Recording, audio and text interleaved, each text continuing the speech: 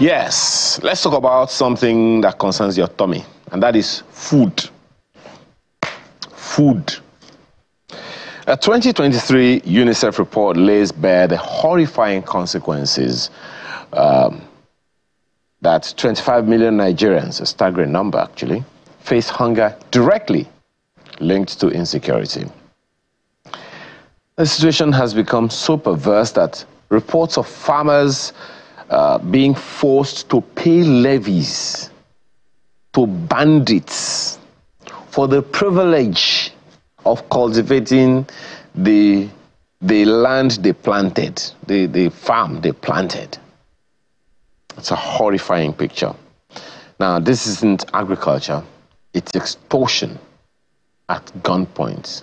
In fact, call it armed robbery. But we should also know that earlier this year, earlier in that same year of last year, the World Bank in its food security report for Nigeria projected that 7 states in the north will face severe food security problems with the spate of food inflation and insecurity across the food producing states. In fact, that report also happened this year. Of course, the challenges are not in any way diminished. Boko Haram insurgency greatly affected food production in the northeast, leading to the destruction of farmlands, the farmer-herder crisis, banditry, all of these things, and insecurity coupled with disruptions in the food chain, in the global food supply chain, has pushed inflation in Nigeria to 40.01% in March. Conversations around this morning we have with 3 lady and gentlemen. Titi Olokpade is here with us. She is the Secretary, Ogbonge Women Cooperative Agricultural Multipurpose Society. Thank you for joining us this morning. Thank you very much, sir. Professor James Jayoba is a Professor of Agronomy at Nasarawa State University. He joins us from Abuja studio. Thank you, Prof, for joining us. Thank you. We also have Mr. Sulaiman Arigbabu, Executive Secretary, Head Resource Center. Header Resource Center. He will join us later on in the conversation. Let me begin with you, madam.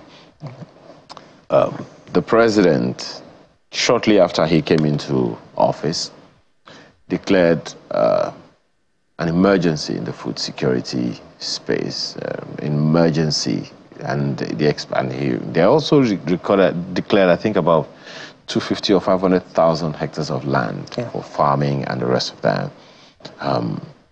Where would you say we are on that one? We are progressing, but we are not there yet. It's still trickling down to us farmers. And I stand here to also represent women farmers, particularly women farmers. It's everything is still in the pipeline for a lot of projects. They have started. There have been a lot of mobilization. There have been talks with the farmers. There have been farmers and forums to air their views. But we are yet to really see the impact of what Mr. President have actually said. So we are expectant, and we're actually very happy that a state of emergency has been declared on the sector, the agricultural sector. It's very encouraging for us as well. It's a step in the right direction. We are patiently waiting, and we know that with time, we will begin to see the evidences of this. Well, the natural question then would be, okay, let me ask you, Prof, in Abuja. Natural question to that would be, how far so far? I say this, from time to time, that the federal government doesn't have land. The federal government, it's the states that have land. So even if the federal government is going to have its own land, it has to be in these states. And the federal government can't be everywhere. So my expectation, and I hope the expectation of all Nigerians as well, was that when the president declared the state of emergency of food security in Nigeria, the states themselves will be galvanized accordingly. In fact, from the information that we have here, the states in the country that are known to be the food banks of Nigeria are really hampered right now. Yet there was a declaration of food security, emergency in the food security space in Nigeria.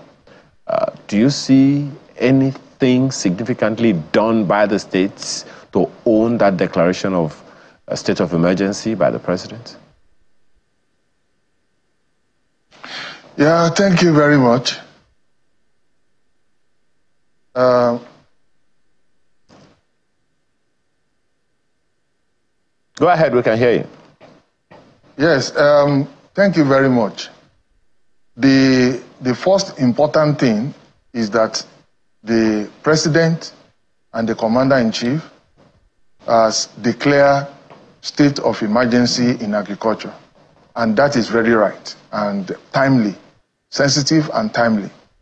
Now it behoves on all the states to now take the ownership. And just like you said, the federal government has limited land, or they don't even have land. All lands reside in the state and the local government. And I'm always of this opinion that if we are going to conquer food insecurity in the country, the state and the local government has to take ownership of the food security situation in the country. Yes, the federal government is providing a lot of incentives. I'm aware that the Federal Ministry of Agriculture and Food Security is promoting, supporting the state with inputs and supporting the state with logistics to do dry season and wet and rainy season farming. And I think this is in the right direction. It now takes the state to take ownership. And some states are already doing that. Some states are already doing that. I think we need to encourage them to do more. Thank you. Well, whether or not they are even doing anything at all is the question that one wants to ask. What do you say? Oh, I would say Lagos State is doing a lot. Lagos State? Yes, in terms of, yes, Lagos State. If I look at the list, Lagos is not one of those states. Lagos State. If you remember, in 2021, Mr. Governor, there was a 5-road on food security, 5-road plan on food security and agriculture, 2021.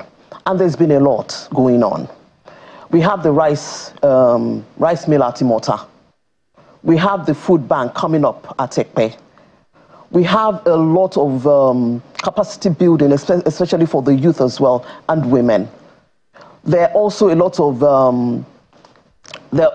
benefit. I mean, we also have benefited a lot, you know, even from Lagos State, even as a cooperative. So I'd say that Lagos State has started. I mean, even this period, you can look at the food hub at Idioru. That's just the tip of the iceberg. A lot is still coming up on that, you know. So there's still a lot to expect. But I would say it's a step in the right direction, which Lagos State has started even since 2021 when they came up with the road plan, the 5-year road plan. And so I think, I mean, there's a lot coming up in Lagos State. I must give it to them. And they have also encouraged women. But Lagos cannot even feed itself, much less feed Nigeria. It's you know, the thing is, it's not to start that is a problem. But when you start, there are also opportunities for you to collaborate with other states, which I know that Lagos State is also doing, collaborating with other states, you know, in terms of acquisition, land acquisition, and in terms of input as well. So there is a lot that Lagos State is doing. Yes, there are no lands. Yeah. But, you know, there are engagement, there are collaborations with other states. Well, Prof, you know, Lagos is said by you know, some studies that have gone out, Nigeria, beg your pardon, is said to be one of the states, one of the countries that stands out with the highest level of food insecurity. And that is sad. Because even from the figures that we have read this morning, 25 million Nigerians are said to face hunger directly linked to insecurity. Lagos would not come on the list of states, of food-producing states. In fact, there is, the slogans that go on the number plates of our vehicles. Benue State is said to be the food basket of Nigeria. And we know what's been happening, with Benue State, especially in the area of insecurity. We know that when you talk about certain cattle, certain food crops, they come directly from the north, I think it's even from Kano, right? But looking at the logistics of moving things between Kano and down south, the challenges are staggering. Not a few days ago, someone was bandying a bag of, tomatoes or any of those other peppers, and saying, look, I wouldn't buy this for X amount before, but now this is what I'm buying this for. So what exactly, in your opinion, is the challenge that we're having, the global challenge we're having in Nigeria as far as food security is concerned? Yeah, thank you very much.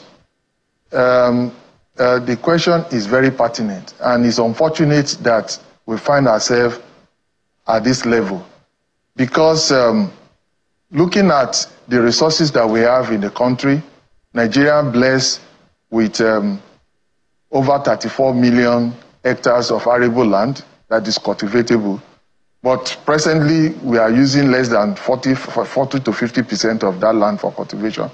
But really, the problem is not even the cultivation of the land. The problem is when you are talking about insecurity in all these places, we are looking at the symptoms. We are not looking at the causative agent. The problem of whatever insecurity, others, farmer, the problem is resource control, and which is being hampered by a lot of things like climate change.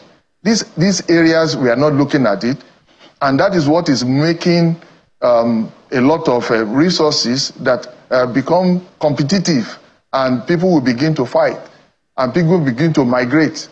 And this zone that you are talking about, starting from Niger, Kwara, Nasarawa, FCT, Benue, Kogi, they are called transition zone of Nigeria, and they are always at the receiving end of every problem.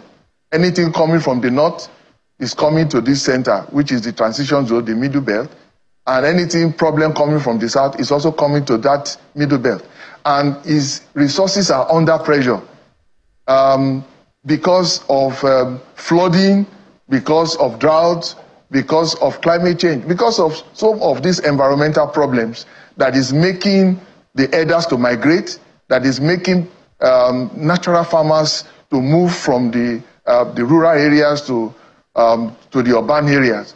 So we need to think out of the box so that we can be able to address this problem holistically. If we are just looking at insecurity, we are just looking at problem of individual states, we may not be able to address this issue adequately. But when we look at it holistically, we look at it in terms of a global perspective. What is happening in Niger, what is happening in Togo, what is happening in Cameroon is affecting Nigeria. And we begin to look at it and begin to see how we can provide solution from those ends. Then there will be peace, there will be more production, there will be more activities, agricultural activities in the natural agricultural belts of the country. There's no part of Nigeria that is not blessed agroecologically, and they have comparative advantage of so many crops and agricultural product, commodities that can come from there. But the problem of resource contention and competition among these players, actors, are the major issues that we need to look at holistically. Prof, when you talk about the things that are affecting food security, when you talk about the fact that what is happening in the world is affecting Nigeria, it is understandable. But then there is a place we are coming from. As a nation, In the previous conversation, I happened to mention that we had the groundnut pyramids in the north. We had the cattle. We had some significant agriculture in the southwest. We had the coal in the southeast. These regions thrived on their own and by themselves, agriculturally. In fact, even now, up until I think about a year or two ago when I checked, I don't know, I want to believe that it's pretty much the same now. The quantum of groundnuts we export from Nigeria is staggering. And that's to say that we still have it. I mean, one of the greatest, one of the biggest, largest exports that we make to the United States from the last time I checked is still groundnuts, peanuts.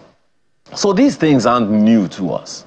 So the question that I want to ask is, what did we lose? And how did we get back there? How do we get back there? You know, Prof, that for a long time, as far back as memory serves, if memory serves me right, I think around 1977, 78, the government at the time, under the military, declared Operation Feed the Nation. It was transmuted into the Green Revolution in the Second Republic that succeeded that government. And over the years, it's been on and off. DFRI was the initiative of the Babangida government, Directorate for Food, Roads and Rural Infrastructure, all because we needed to jumpstart our agriculture. Today, we are still struggling with getting agriculture off its feet. We have lost something. How did we lose it? How do we get it back? Thank you very much. Well, I want to say, because maybe because of my background and training, looking at Nigerian agricultural productivity and situation that you just mentioned or analyzed, I can tell you that what we are receiving is not surprising because, and you will ask me why. The reason is because we cannot continue to use the same method that we used in the 70s, in the 80s, and use it now. That is first. Two, the resources that we are using then is still the same land that we are using now. Most of this land are tired. We abandoned the factory of agricultural productivity, which is soil. But I'm happy that the Federal Ministry of Agric and Food Security, with the fantastic two ministers that we have, that they have interest and have knowledge of agriculture, and they are looking at soil health, cards, soil health situation for the country. And by the time this program is launched, we are hopeful that we'll be able to get back the place where soil is in agricultural productivity.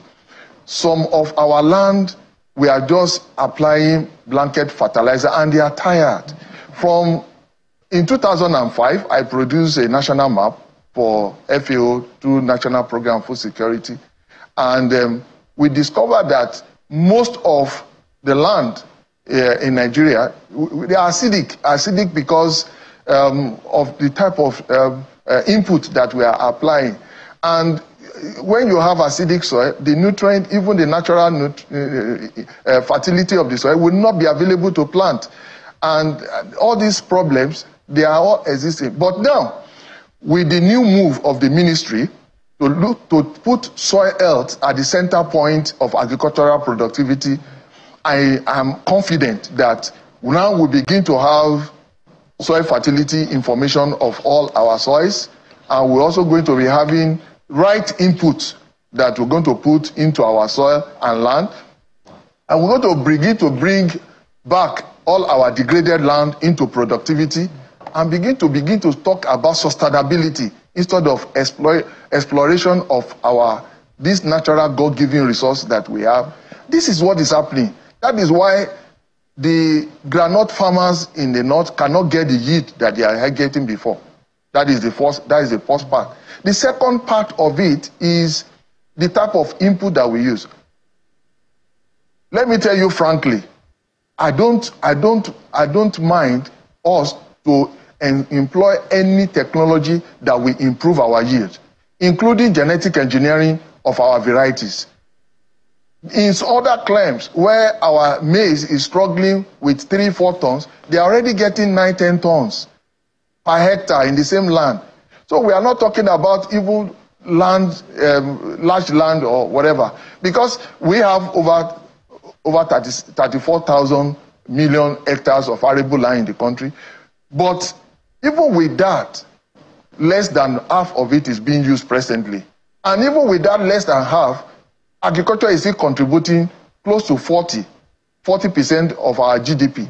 But you now imagine if we put things in place and we improve intensification of agricultural productivity and make our land more productive, you can imagine what is going to happen.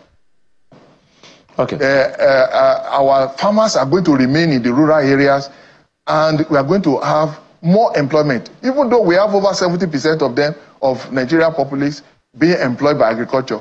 But you can imagine how many more will still be able to stay back and be more productive. So this is what we need to do. We need to put the right things in place, the right infrastructure. We need to use technology and innovation. We need to improve our input services. We need to improve on having more information on our landscape. Then we'll be able to improve. But in all of these conversations, Prof, in all that you have said, I'll come back to you on it, but just maybe something to chew on. In all of these that you have said, you've even spoken about collaboration, which is what Madam Mr. Alakwade, started with the other time, because the states have to have a role. Okay, Akpeme on YouTube says, for food security, when foods are too expensive, where is the security coming from? Says when the cost of food is on the high side, food security will make no sense. Of course, that's the experience of everyone. Definitely. But at the end, at the rung of the ladder, at the lower end of the chain, is the farmer, the people who are literally at the first phase in providing food for the people. Yes. And you are talking about the fact that they themselves are harmstrong. We've spoken about what happens in other parts of Nigeria where they have to pay levies to harvest the food they planted. How, and that's just one of several challenges farmers have. Definitely. So is there a role or intervention for the state governments to help ensure that we lower food costs in each state? Okay. Looking at, let's even start from the beginning. Let's look at the workforce. 70 to 80% of the workforce, that's the agricultural workforce, are women. And women are susceptible to harassment on their farms. Different types of harassment, even rape. Right now, a lot of farmers have actually down tools. They're not going to their farms anymore because of these challenges as well. Because we're talking about not just farmers in Lagos State, even outskirts of Lagos State.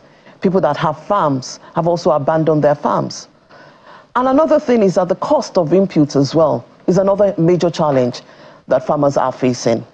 Yes, farmers are the ones that are, supposed to be making food available. But the truth of the matter is that we are also stifled in terms of cost is weighing a lot of people down. A lot of farmers have actually down tools. They closed their farms, they've sold their farms, and they've moved on to something else. That is also affecting food production because it's thinning out. And then we have intimidation also on the farms, particularly women. It's thinning out. So even, of course, the climate change is also affecting. Because we need a lot of support down the ladder there if we're going to be producing. And that's where we're saying, what kind of support? No, in terms of support, we need, in terms of even the irrigation, our lands. In terms of the climate change, knowledge is power. Yes, we have the involvement of the meteorological department, telling us when and everything. But you find out that we also need capacity building and knowledge. How do we guard against? How do we ensure that our products are available all year through? You know, these are things that we also need that support down the ladder. Like I said, Lagos State is trying. I'm not speaking on the bill, but they are trying, but they're not there yet. There's still a lot to be done to support. Like I said, 70–80% are women. And these women, we are ready to work. But we also face challenges as well as women when we go to our farms. I mean, so these are things that we also need to look at. I mean, in terms of seedlings, you know, we need things to be released on time. We need quality seedlings, you know. And like I said, our farms, a lot of times when we go there, I mean, we go with fear. Sometimes when we go there, we go with fear. And even accessing credit facilities, it's difficult for women. Sometimes you go to some, you know, financial institutions. I'm not talking about maybe Lagos, outside Lagos in some areas, and they tell you to bring your husband before you can take a loan. Lands, women should own lands, even inherited lands. But of course, we also know what is happening. Women don't, I mean, some women are not really encouraged to own lands. So if all these things are looked at, and women are supported, particularly, I mean, because like I said, we constitute a major a workforce in the agri sector. If we are supported, we are ready to work. I tell people it's not rocket science. If you empower women, you are feeding the nation in terms of agriculture. If you empower women, you train women in terms of capacity building, you give us the necessary resources. You know, we are tired of using our hoes and cutlasses on our farms. They're not yielding anything. There's so much you can do. And enlightenment, we need to put a lot of times, also our agricultural produce, we need to be able to make it exportable in terms of moving it outside the country. You know, in all of these, you know, and I'm sure that Prof, you would also want to speak to it. There are those who have also spoken to, and when you talk about knowledge being power, there are those who have also spoken to the fact that agriculture is not even appealing.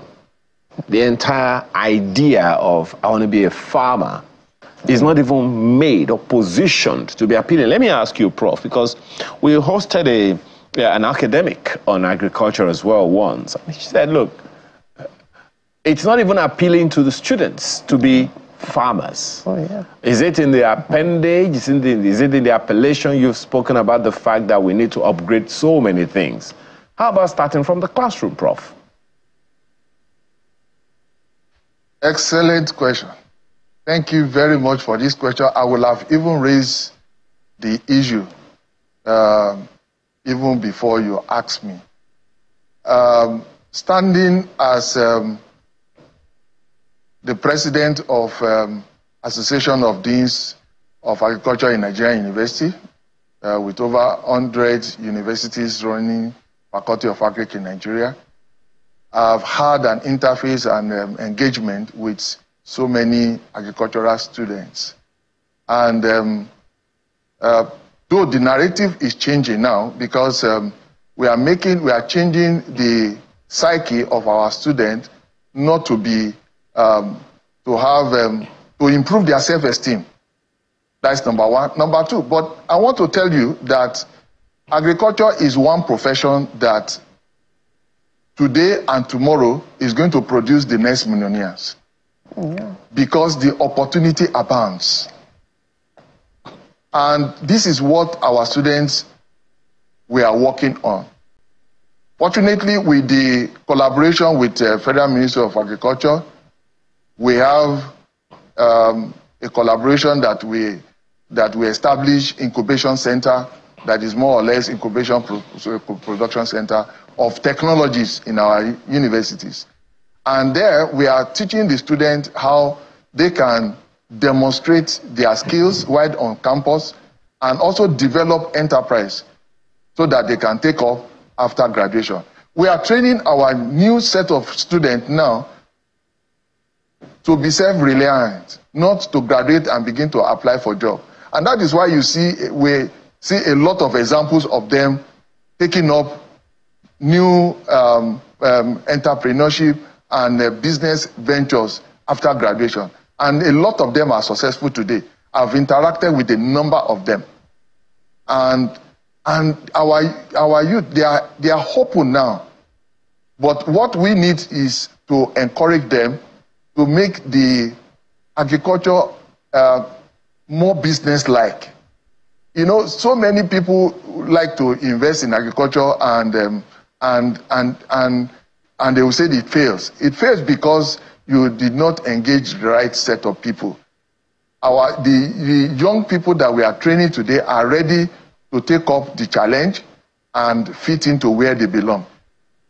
There are a lot of programs that my association, ADAN, is putting in place, working on curriculum, working on a lot of projects, collaborating with a number of activities that will make them to be confident of the profession that they are doing. And by the time they graduate, they'll be able to add to full security in the country. I want to also tell you that there is need for us to begin to make agriculture more digital, because these children, they are now using drones to spray pesticide in their farms. They are using AI to determine fertilizer placement and precision agriculture now. A lot of them are involved in all these activities, and we are going to see the future agriculturists that are well informed and are ready to take up the challenge and face and collaborate with their peers in the world. It sounds to me like you're saying that the women should also get their own robots to conduct the harvesting, of these things. But, at the end of the day, Prof, it comes back to the low-hanging fruits. So let me come back to you, madam. What are the low-hanging fruits and that we can leverage quickly and get better results, in your opinion? In terms of looking at the sector, first and foremost, I would say that in the agricultural sector, we need to change the face of agric. The young people believe that it's a profession for the retirees, and old people, and village people. And it's unfortunate because it's a big no. There are economies that strive on agriculture, and it's their mainstay. Let us go back to those days. And like Prof said, we need to go digital. It's no longer business as usual to use what we have. And I'll just deviate a little and say that, it's one of those things that my association, we have come together to say that the younger generation, we need to change that face. We need to let them see that agriculture, it's a profitable business, striving business. It's something that you can go into. And like Prof said, you can make millions. You can become a millionaire by being, a farmer.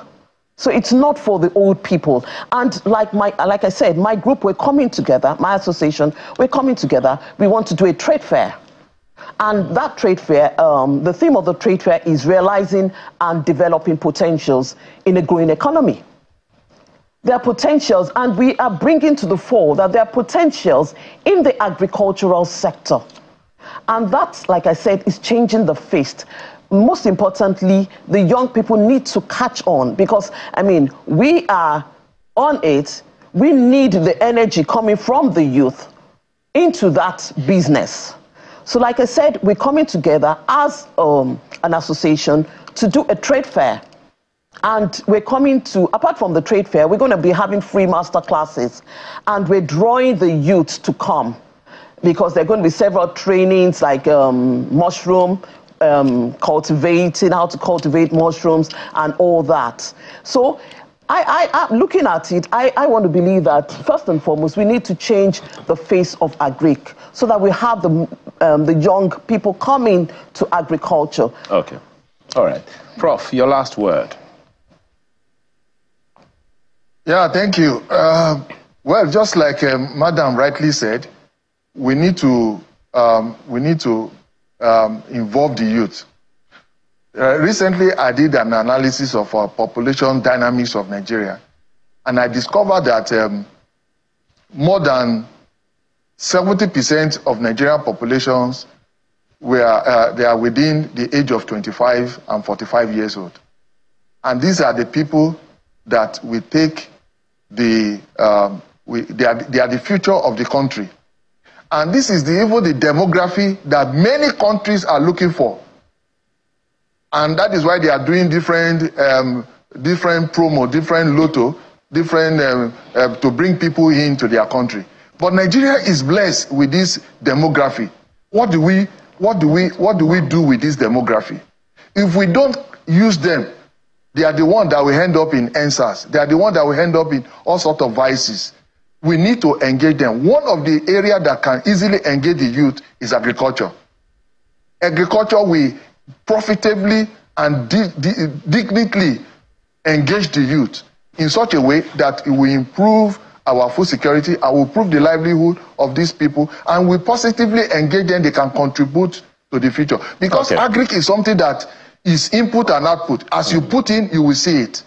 So we need to get the states, we need to get the local government to involve their youth, to bring different programs, and different faculties of agric in Nigeria are available for them to partner with, and bring in different programs that can involve the youth. I think people should also know that. Then finally, let me also add this before we end, that urban farming, vertical farming, and every other systems, aeroponics, hydroponics, they are all systems that we must engage all in order to have an holistic food security system for Nigeria. Perhaps we should start, Prof. Our guns must fire from all barrels. Prof, perhaps we should start with even letting people know that, agriculture's face needs to change. Unfortunately, we run completely out of time. Thank you so much, Prof, for being here this morning. Professor James Jayoba is Professor of Agronomy in Nasarawa State University, and we've also had Mrs. Titi Olopade, Secretary, Ogbonge Women Cooperative Agricultural Multipurpose Society. Thank you so much for your time. Really appreciate it. So, we're coming up for another conversation, this time one of those issues I raised earlier. Please stay with us.